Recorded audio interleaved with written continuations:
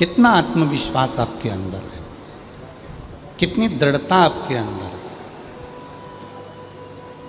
कितना भरोसा आपके अंदर है,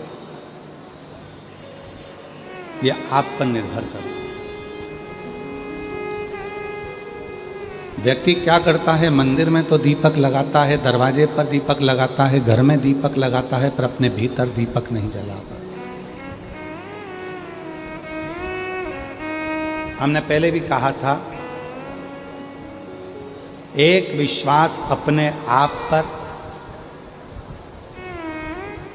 एक विश्वास अपने बाप पर, पिता पर, और एक विश्वास अपने देव अधिदेव महादेव पर जब हो जाता है तो जिंदगी के सारे कार्य सफल हो जाते हैं।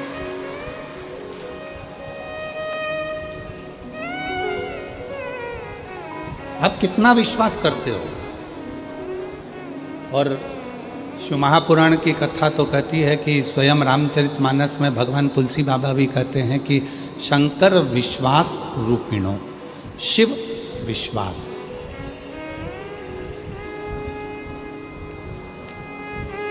अभी पूरे भारत देश में ही नहीं, विदेश में भी गोस्वामी तुलसीदास जी की जयंती महोत्सव मनाया गया। सभी सनातनियों को उनके जयंती महोत्सव की बहुत बहुत बधाई हो, संपूर्ण देशवासी।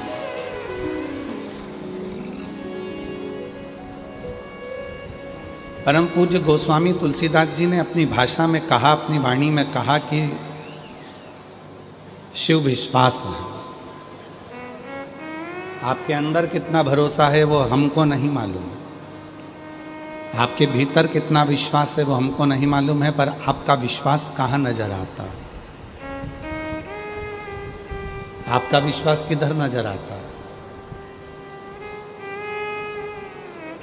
कितना सुंदर कहा है, जिस दिन आपको आपके मम्मा पापा की बात अच्छी ना लगे, पड़ोसी की बात अच्छी लगे, जिस दिन आपको आपके घर के लोगों के शब्द अच्छे ना लगें, बाहर के लोगों के शब्द अच्छे लगें, जिस दिन भाई बहन से ज़्यादा दूसरों की बात अच्छी लगने लगे, तो समझ लेना कि तुम्हारी उस जिंदगी का अब कोई सार तत्व नहीं रहा। अब तुम शून्य पर आकर खड़े होने वाले हो, जीरो। जगत में केवल एक माँ और बाप ऐसे होते हैं जो तुमसे कोई चाह नहीं रखते। तुम्हारा बुढ़ापा भी आएगा ना, तुमसे चाह नहीं होगी। आप जितने बैठे हो, आपकी बूढ़ी माता ने और आपके बूढ़े पिता ने आपको दीपावली पर कितनी बार कपड़े मांगे आपके मम्मी पापा ने आपसे कपड़े? जिस माता पिता की उम्र 60 साल हो गई, 70 साल हो गई, 75 साल हो गई, 80 साल हो गई, वो आपके अपने बच्चों से कभी कपड़े नहीं मांगते कि मुझे दीपावली पर कपड़े दिलाओ। कोई बुजुर्ग माँ बाप अपना जेवर नहीं मांगता कि मुझे सोने चांदी की दुकान पर ले चलो और मुझे जेवर दिलाओ। क्या मांगता है बुजुर्ग? एक बूढ़ा व्यक्ति मांगता है तो केवल इतना मांगता है कि बुढ़ापे में तू मेरे साथ में रहे और मैं तेरे साथ में रहूं और मेरी जिंदगी ऐसी कट जाए।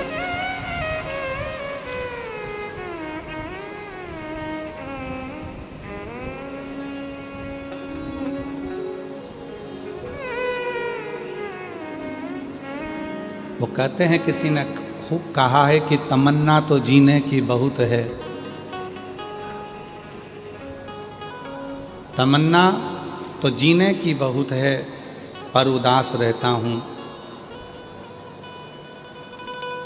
क्यों? मैंने दूसरे पर भरोसा किया और अपने पर कर नहीं पाया। जिस दिन शिव महापुराण की कथा आपके अंदर उतरेगी, उस दिन आपको सबसे बड़ी चीज प्राप्त होगी भगवान शिव की कृपा से, वो है आपके अंदर का विश्वास। विश्वास है तो आप ये बरसते हुए पानी में, कीचड़ में, धूप में, पानी में, कीचड़ के अंदर छाता लगा लगा कर, आसन बिछा बिछा कर बैठे हो।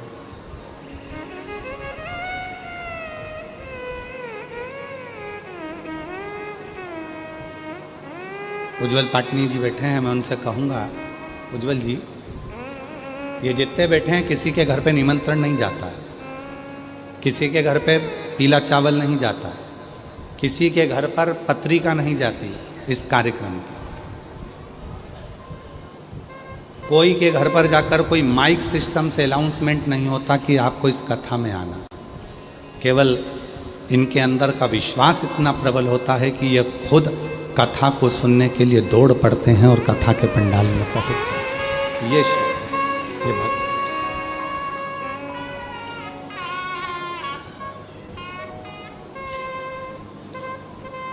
एक राजनेता को यदि कुछ चाहिए होता है तो वो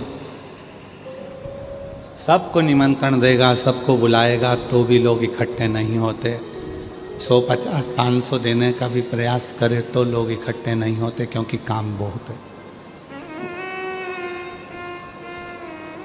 पर जिसके दिल में एक बार भरोसा दृढ़ हो जाता है, जिसके दिल में एक बार शिव रूपी विश्वास जागृत हो जाता है, फिर वो स्थान नहीं देखता, वो वहाँ जाता, पहुँचता,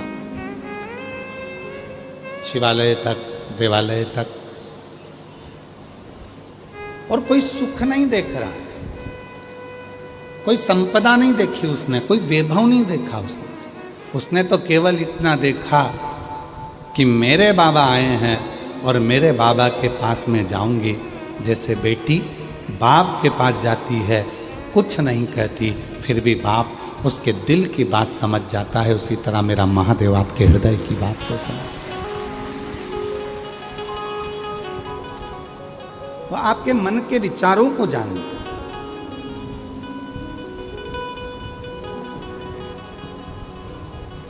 अभी ये कथा होने के पहले हम काशी में थे। काशी के बाद हम मध्य प्रदेश गए पुष्पगिरी पर, फिर वहाँ से वापस हम रायपुर आए, फिर एयरपोर्ट से दया सिंह भैया हमको लेके आए। काशी में बाबा विश्वनाथ जी के दर्शन करने के लिए नाव से जा रहे थे, तो वहीं पर मणिकर्णिका घाट का दर्शन।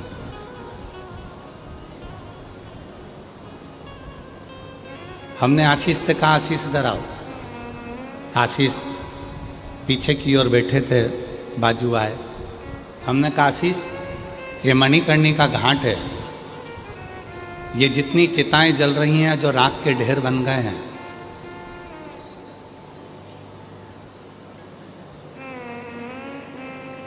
हमने कहा, आशीष एक मन में भाव है, अपन चलकर पूछते हैं मणिकर्णिका के घाट पर उतर कर नाव से विश्वनाथ जी का दर्शन कर कर आते हैं, फिर अपन मणिकर्णिका के घाट पर चलते हैं और वहाँ चलकर पूछेंगे कि जो ये जल रहा है, जो राख का ढेर बन रहा है, जिसको अंतिम संस्कार किया गया है, इसका मकान कितना बड़ा था, इसकी गाड़ी कितनी बड़ी थी, इसका बंगला कितना बड़ा था। हम विश्वनाथ बाबा का दर्शन करें, सतुआ बाबा जी को साथ में लिया और मणिकर्णिका के घाट पर गए, बैठ गए। एक मुर्दा जल रहा था, और मुर्दा जल रहा था तो उसके परिवार के लोग बैठे हुए थे।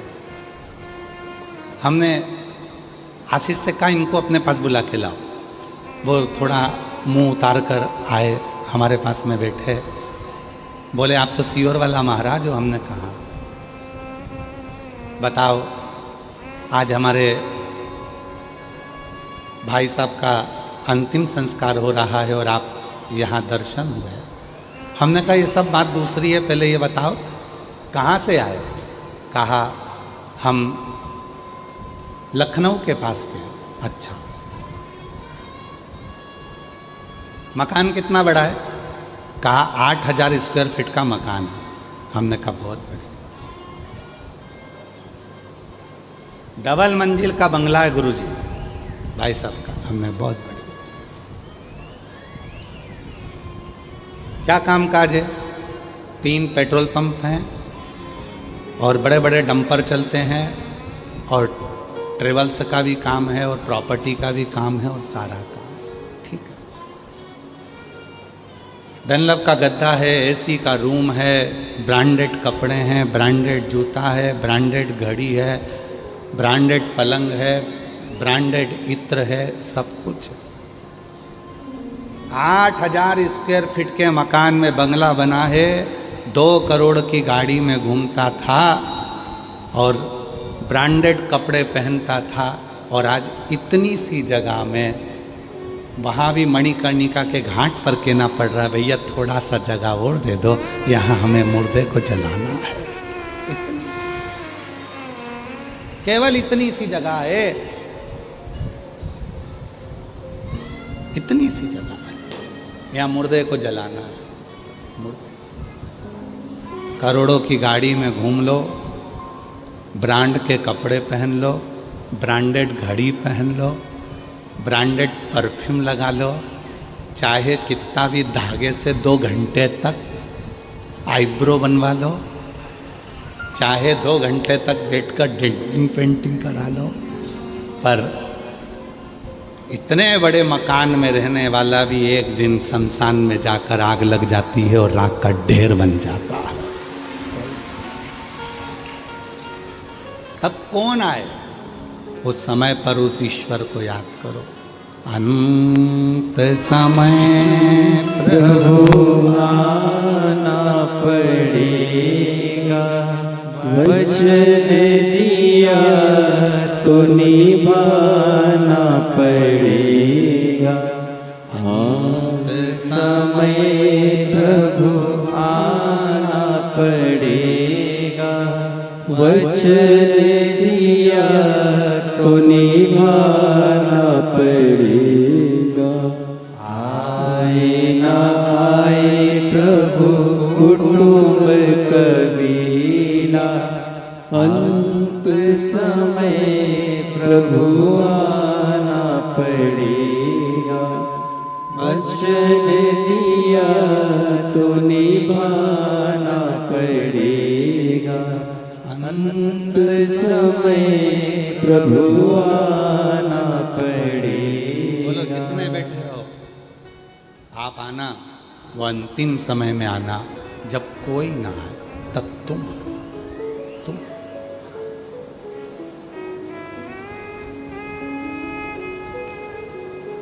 दुख जब आएगा, हमने कथा में पहले कहा था, आप लोगों को याद है कि नहीं?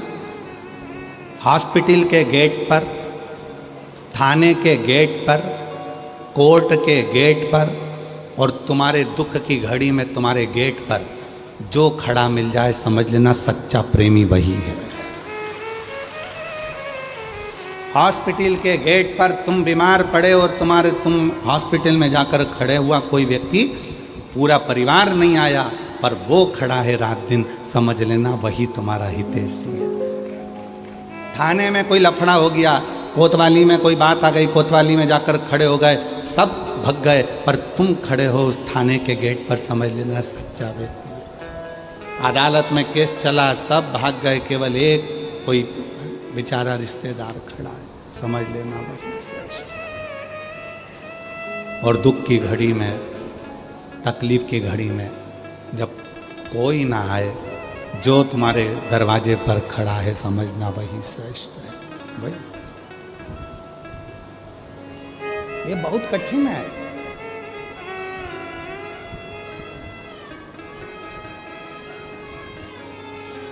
एक नियम, एक ईश्वर से लगन, और जब हम नियम के साथ में ईश्वर से लगन लगा लेते हैं तो निश्चित है हमारे जीवन में खुशियां आना प्रारंभ हो जाती है, सुख आना प्रारंभ हो जाता है। महाराज, 33 कोटि देवता में केवल एक देव अधिदेव महादेव ऐसे हैं। 33 कोटि देवता में केवल देव अधिदेव महादेव शिव ऐसे हैं जिनको तुम्हारी वस्तुओं की चाह नहीं।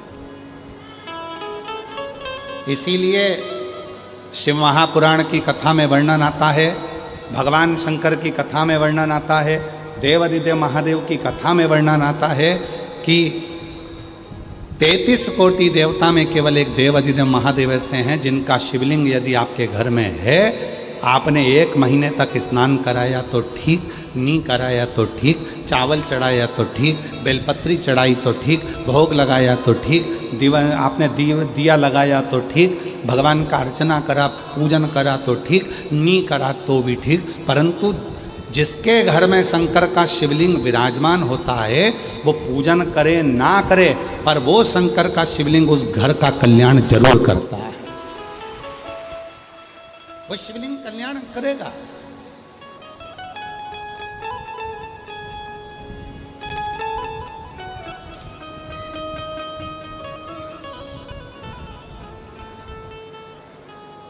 कल दया सिंह जी से बात चल रही थी तो दया सिंह जी बता रहे थे, गुरुजी हम, दया सिंह जी बोल रहे थे कि गुरुजी हम जो है जब किसी को कहते हैं कि भाई कथा हो रही है आपको आना है, तो सब लोग कहते हैं एक बार कराई थी आपने, दूसरी बार कराई, अब तीसरी बार करा रहे हो।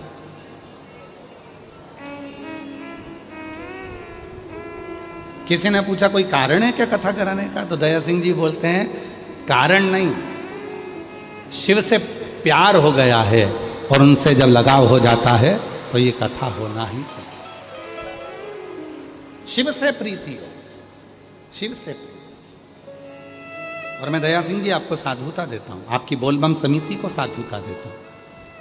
इतनी बड़ी व्यवस्था, 1 2 3 4 5 पंडाल, बाहर व्यवस्था, LED की व्यवस्था, भोजन व्यवस्था, इतनी सारी व्यवस्था, चिकित्सा की व्यवस्था, दवाइयों की व्यवस्था, विद्युत व्यवस्था, और साथ में मैं पूरी भिलाई के कलेक्टर महोदय, SP, SSP, IG, DIG जितने भी यहाँ के प्रशासनिक अधिकारी हैं उनको भी धन्यवाद देता हूँ, यहाँ के TI आदि को, कि उनकी भी व्यवस्था इस कथा को आप सबकी लगन मेहनत सफलता की ओर लेकर जाती है और कार्य को सफल करा देती है। और रही बात भक्तों की भीड़ की, तो इसका तो अंदाजा कोई नहीं लगा सकता, क्योंकि शिव जी के गण कहाँ कहाँ से निकल कर आते हैं किसी को नहीं मालूम पड़ पाता, हमको ही नहीं मालूम पड़ता। सीहोर के मैनेजमेंट गड़बड़ हो जाता है। कई बार लोग कहते हैं सीहोर में इतनी भीड़ आ गई, तो हमने थोड़ी ना किसी को निमंत्रण दिया, किसी के यहाँ चावल देने गए या किसी को हाथ जोड़ने गए।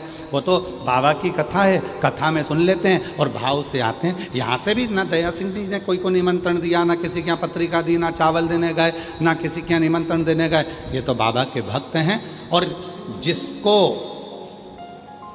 ध्यान देना, जिसको निमंत्रण दिया जाता है वो कथा में बड़ी मुश्किल से आता है, और जिसको निमंत्रण नहीं दिया जाता वो बाबा दौड़कर बुला लेता।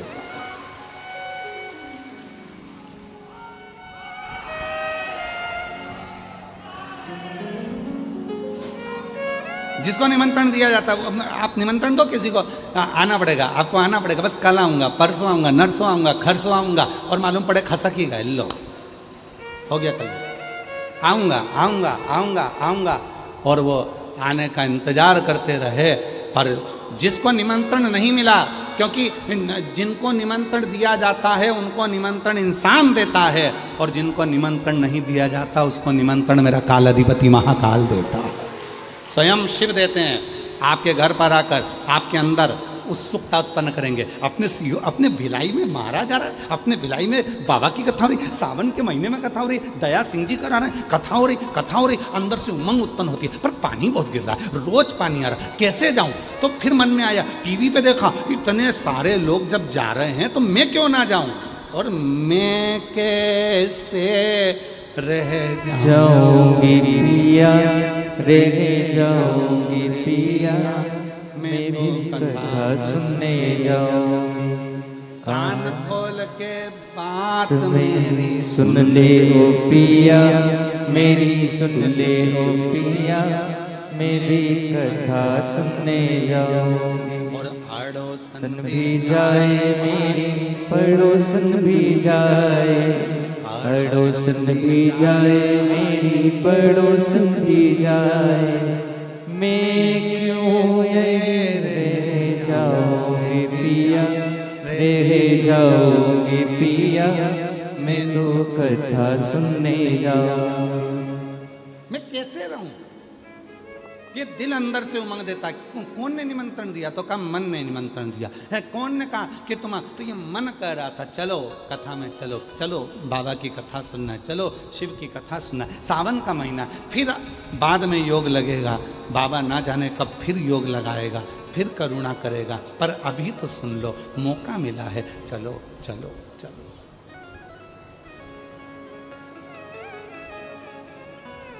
कितनी हो गई है? ये कौन से वर्ष की चल रही है? तीसरा। और छोड़ना मत ही तुम दया सिंह जी को, बजाओ जरा एक बार जोरदार। छोड़ना मत ही दया सिंह जी को। और सुनना है ना अभी तो उनको?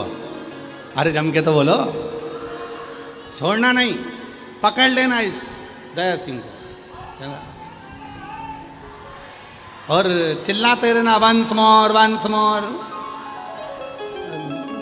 और भक्ति इसी को कहते हैं। पेट ना भरे महाराज, हृदय ना भरे, भर गया दिल ना भरा, हृदय खाली की खाली। अभी और चाहिए, और चाहिए, और चाहिए। वो मिलन की आस और बढ़े।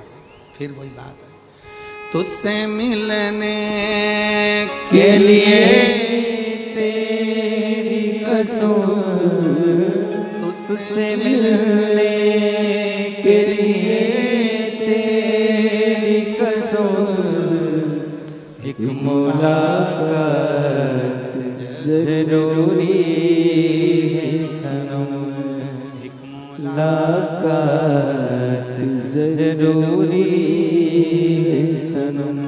मेरे भोले तेरा सहारा गे, मेरे भोले तेरा सहारा गे, मेरी नैया का तू किनारा है, मेरी नैया का तू किनारा है। मेरे बाबा तुझे पुकारा है, मेरे बाबा तुझे पुकारा है, मेरी नैया का तू किनारा है, मेरी नैया का तू किनारा है। एक लगन, उससे एक विश्वास, उसके प्रति एक दृढ़ता जब जागृत हो तो निमंत्रण की नहीं, शिव के बुलावे की जरूरत होती है और भक्त भाग पड़ता है, दौड़ पड़ता है। बोल बम का नारा है सारी समस्या का हल, श्री शिवाय। वो दौड़ पड़ता है जहां सुना वहां। एक कथा है बड़ी सुंदर। एक नारायणपुर में एक शिव का भक्त रहता था, कुम्हार था, घड़े बनाता था, मिट्टी के बर्तन बनाता था। उसका नाम था धनीराम। लोग उसको धनीराम कुम्हार कहते थे। शिव का परम भगत था। अब शिव के भक्त किसको कहेंगे? जो सिर पे चंदन का तिलक लगाएगा उसको शिव का भक्त कहोगे क्या?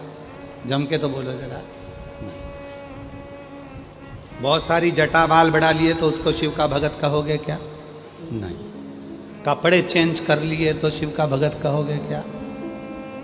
शिव महापुराण की कथा क्या कहती है? कपड़ा बदलने से शिव कभी नहीं मिला, शिव मिला है कलेजा बदलने से। कपड़ा बदलने से शंकर नहीं मिलता। शंकर को प्राप्त करने के लिए अपने भीतर को बदलना पड़ेगा, कलेजे को। जटा बढ़ाने वाले को देखकर ये मत सोचना कि ये शिव का भक्त है। चंदन पोत लिया तो ये मत सोचना कि शिव का भक्त है। तन पर राख लगा ली तो ये मत सोचना कि शिव का भक्त है। शिव का भक्त किसको कहते हैं, ये शिव महापुराण की कथा में नारायणपुर गांव में एक धनी राम कुमार रहता था। वो धनी राम कुमार क्या करता था, शिव के मंदिर में बस एक काम करता था, क्योंकि उसको टाइम नहीं मिलता था। मिट्टी के बर्तन बनाता था, घर घर देने जाता था, घर घर। पहले के समय में ऐसा नियम था, मिट्टी के बर्तन बनाने वाले मिट्टी के बर्तन को बना के घर पर दे के जाते थे, अपने से धान लेकर जाते थे, चावल ले जाते थे, गेहूँ ले जाते थे, सामान ले जाते थे और मिट्टी का बर्तन दे जाते थे।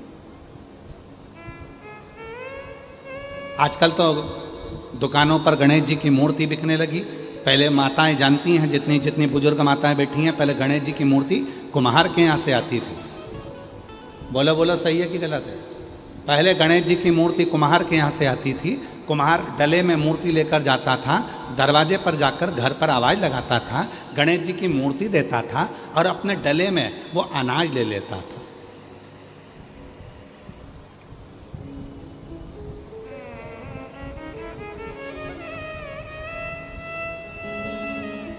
आज के ज़माने में लोग सनातन पर उंगली उठाकर कहते हैं तुम्हारा भगवान मार्केट में बिकता है। अरे मूर्ख, कौन समझाए तुझे? भगवान मार्केट में नहीं बिकता, गरीबों का पेट भरने के लिए भगवान मार्केट में आ जाता है। एक गरीब का पेट भरना है, ठेले वाले का पेट भरना है, सब्जी वाले का पेट भरना है, एक दुनिया के लोगों का पेट भरना है, तो वो मार्केट में बिक रहा है, खुद बिक रहा है कि तेरा पेट भरा जाए, तेरे घर में 2 रोटी आ जाती, लड़की की शादी हो जाए, तेरा मकान बन जाए, तो वो मूर्ति के रूप में दरवाजे पर आकर बिक रहा। और लोग कहते हैं सनातन ऐसा कि जहां भगवान बिकता है। भगवान नहीं, यहाँ दिल बिकता है, यहाँ दिल बिकता। और यहाँ बेचने का काम नहीं, यहाँ तो आदान प्रदान किया जाता है। पहले के समय में कुम्हार डलिया में गणेश जी लेकर निकलते थे और दरवाजे पर जा जाकर देते थे, अनाज लेते थे, चले जाते थे।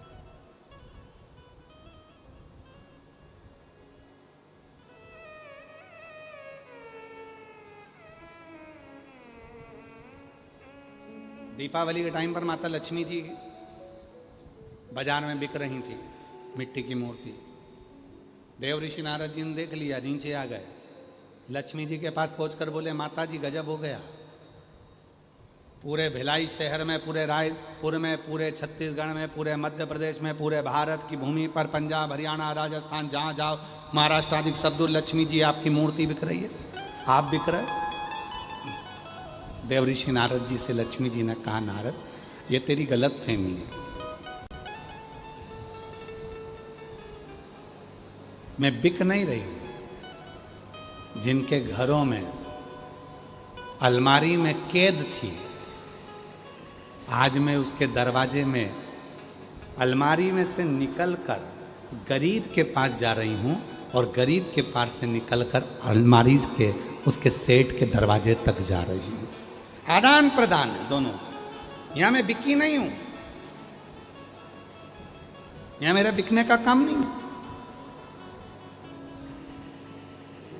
धनी राम कुम्हार बर्तन लेकर देने जाता था, टाइम नहीं मिलता था, बर्तन बनाए सुखाए, बर्तन बनाए सुखाए, बेचे, बेचारा अकेला कहाँ करे, तो वो टाइम नहीं मिलता। तो शिव जी के मंदिर में केवल एक ही टाइम जाता था, कभी भी 24 घंटे में से जो समय उसको मिलता था उस समय वो शिव के मंदिर में जाता और दिया लगाकर आ जाता। दीप लगाया और बस एक नियम था, मिट्टी का दिया लगाकर शिव के मंदिर में आ प्रज्वलित करा, आ गए।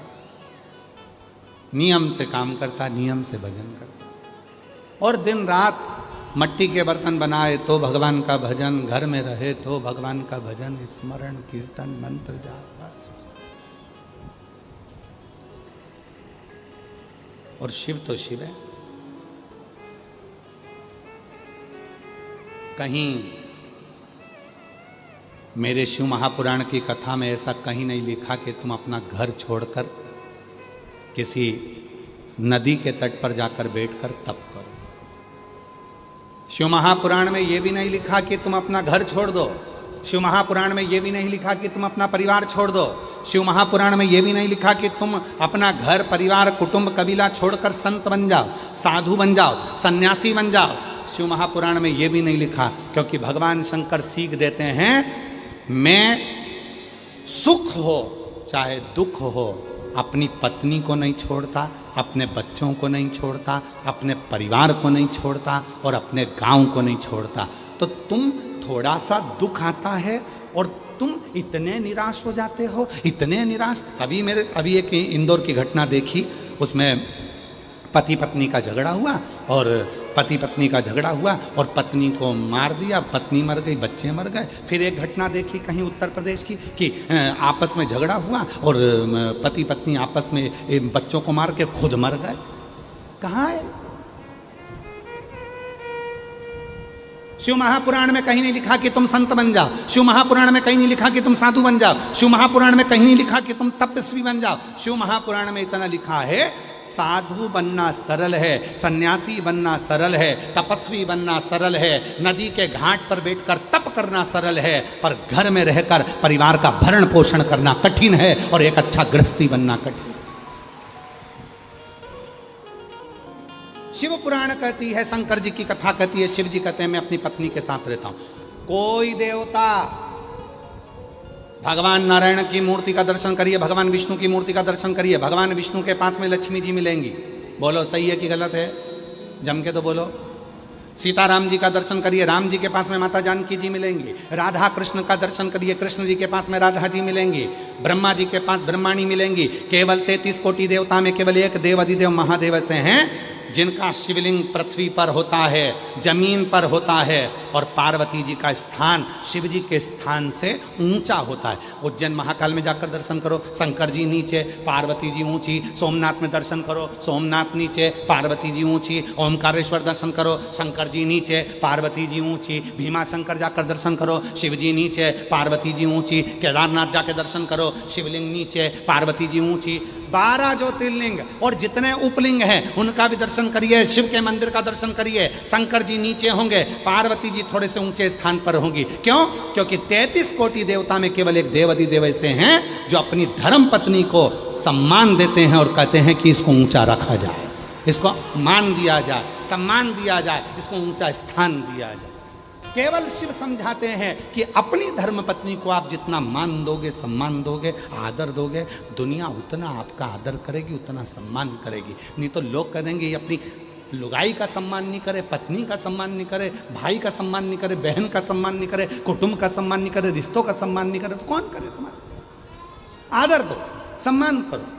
भाई है तुम्हारा, भले द्रोही हो गया, भले दुश्मन हो गया, भले लड़ाई हो गई। बहन है तुम्हारी, भले लड़ाई हो गई, भले दुश्मन हो गया, कितना भी अंटी हो जाए, कितनी भी दुश्मनी हो जाए तो भी। और जितनी मेरी जीजियाँ बैठी हैं और जितने मेरे जीजा बैठे हैं, जितनी मेरी बेटियाँ बैठी हैं, जितने मेरे बुजुर्ग माँ बाप बैठे हैं, जितने बेटे बैठे हैं, सबसे करबद्ध निवेदन है, रक्षाबंधन का त्यौहार आ रहा है। तुम्हारे बहन भाई में कितना भी झगड़ा हो, तुम्हारी रिश्तेदारी में कितने भी झगड़ा हो, पर एक बार मेरा जितने जीजा बैठे हैं और जितने पुरुष कथा सुन रहे हैं और जितनी भाभियाँ कथा सुन रही हैं, सबसे निवेदन है, अपनी ननंद को भले कितना भी झगड़ा हो, एक बार फोन लगा कर बोलो जीजी राखी पर आना है, राखी पर, जीजी राखी पर आना। अब कई लोग कहते हैं जी हमारी ननंद तो आती है, हम तो उसको साड़ी दिलाते हैं, हम उसको कपड़ा दिलाते हैं, उसके बच्चों को 100-100, 200, 500 का लिफाफा देते हैं, वो तो कुछ नहीं दे के जाती। मत दे, मत दे।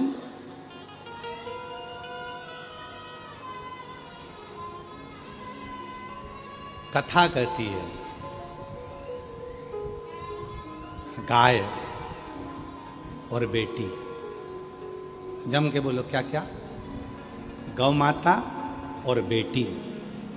गाय जब तुम्हारे दरवाजे पर आती है तो तुम्हारे दुख हर कर जाती है, और बेटी भले तुम्हारे यहाँ आकर मायके में कुछ ना दे, फिर भी वो तुम्हारे पूरे दुख को हर कर लेकर चली जाती है। गाय और बेटी, ये दुख है। लगाना फोन, 28 तारीख की राखी है, अपनी अपनी ननंद को, तुम कितनी भी लड़ लियो भले ननंद से, कोई बात नहीं। झगड़ा हो गया ना, कोई बात नहीं। कितने दिन का झगड़ा रहेगा, कब तक रहेगा? जीवी तो तब तक, ऊपर जाके झगड़ोगे। नहीं ऊपर दिख जाए ये बिमला बोई है मेरी ननद, छोड़ूंगी नहीं इसको। एक तरफ नरक एक तरफ स्वर्ग, बीच में खिड़की रहेगी, तुम वहीं से लड़ती रहना, लड़ खूब लड़ना, और अच्छा जूड़ा बांध बांध के लड़ना, देख लूंगी खूब देखूंगा, लड़ो। कब तक लड़ोगे? जब तक हो पृथ्वी पे। कहा आग लगे बस्ती में अपन रहो मस्ती।